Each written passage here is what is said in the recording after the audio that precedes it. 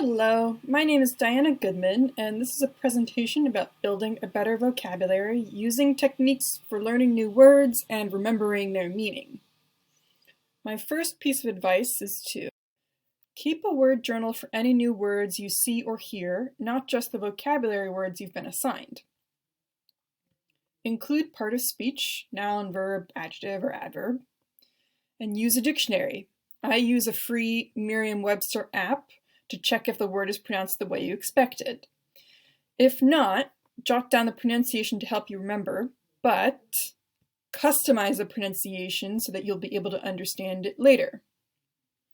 For example, using the word obsequious, first I've shown how an American might naturally show the pronunciation of the word, obsequious, and second I've shown how this word's pronunciation looks in IPA, the International Phonetic Alphabet, which is what dictionaries often use. But if you've never seen it before, it just looks like Greek.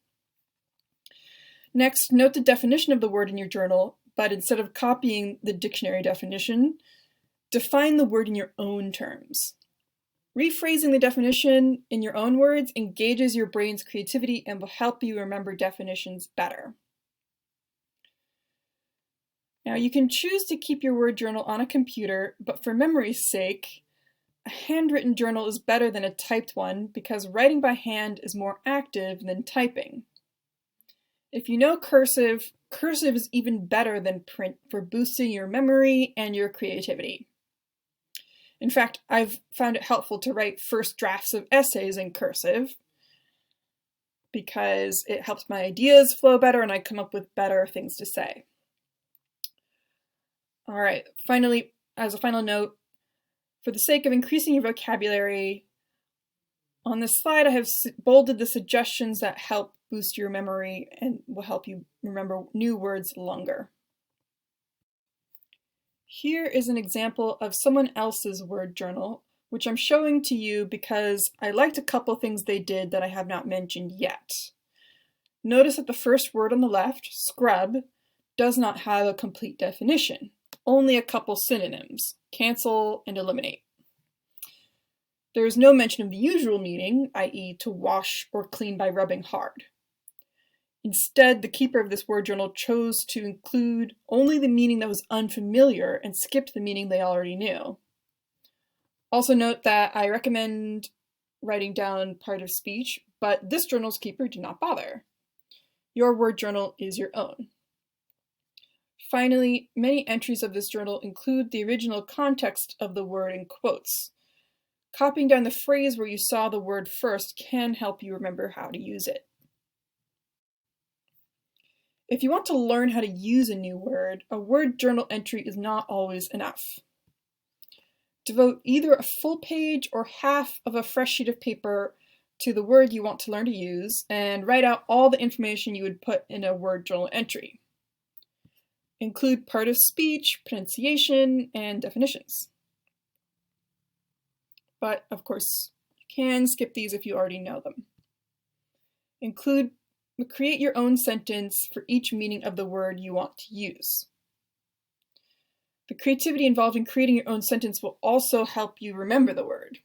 As previously suggested, you can also record where you first saw the word if you wish.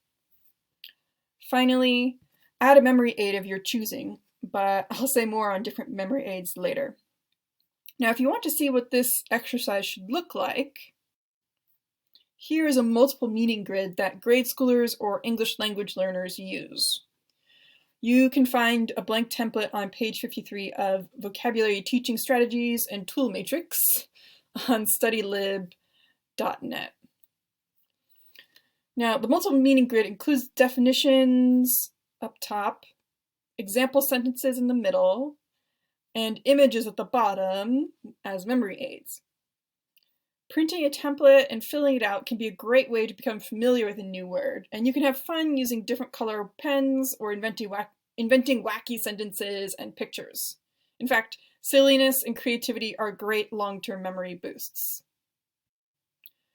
You may prefer to make flashcards to quiz yourself instead, and those flashcards can be handmade or online or in an app. Quizlet is a popular way to create and share online flashcards, but I recommend using Brainscape or Anki, which use spaced repetition. Now, to explain what spaced repetition means, here's their model.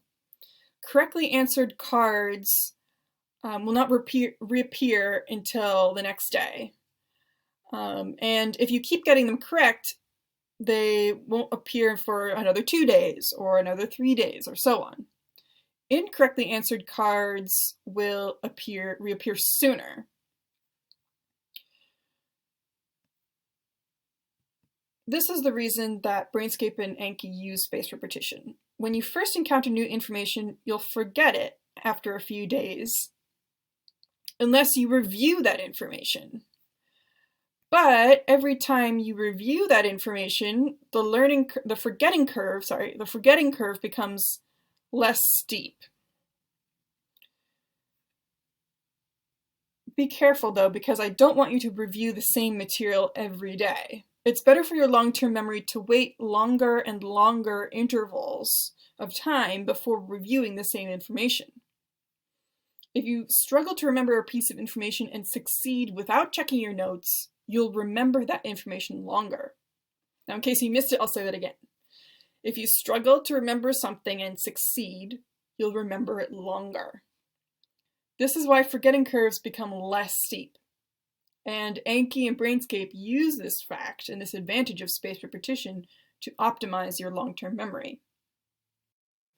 This. You can embed pictures and even sound files in an Anki flashcard. By the way, when I think of a sage, second definition, I picture an old human man with a white beard. But on a flashcard, I would use Yoda because he's more memorable. Unfortunately, we can't embed the scent of a sage plant in a digital flashcard, but maybe one day. I use a variety of memory aids. For new vocabulary, cognates or related words are a good go-to. For example, to remember the word potable, meaning safe to drink, I think of its cognate potion, because a potion is something that is drunk, although it might not be safe to drink.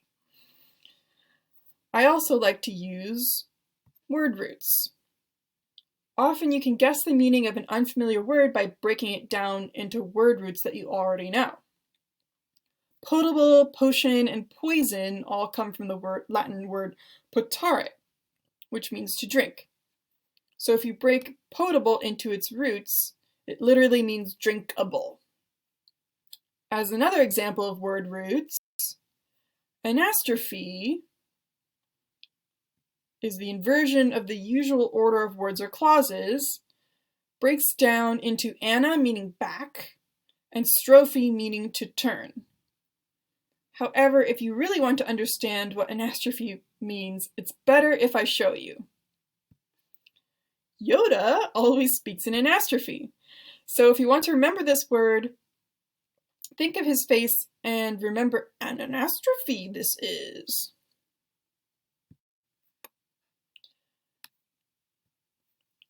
Hidden words are almost the same thing as word roots.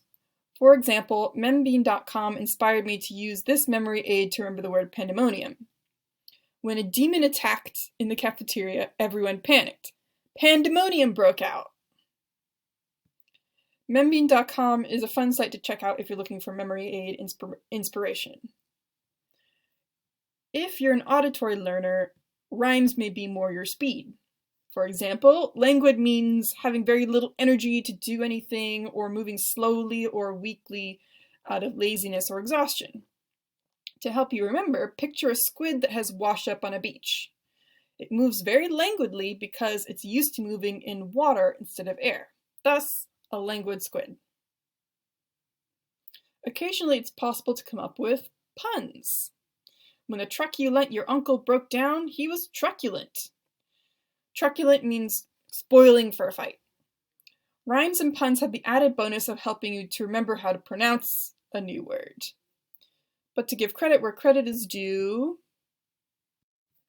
I got the rhyme languid squid and truculent pun from vocabulary cartoons.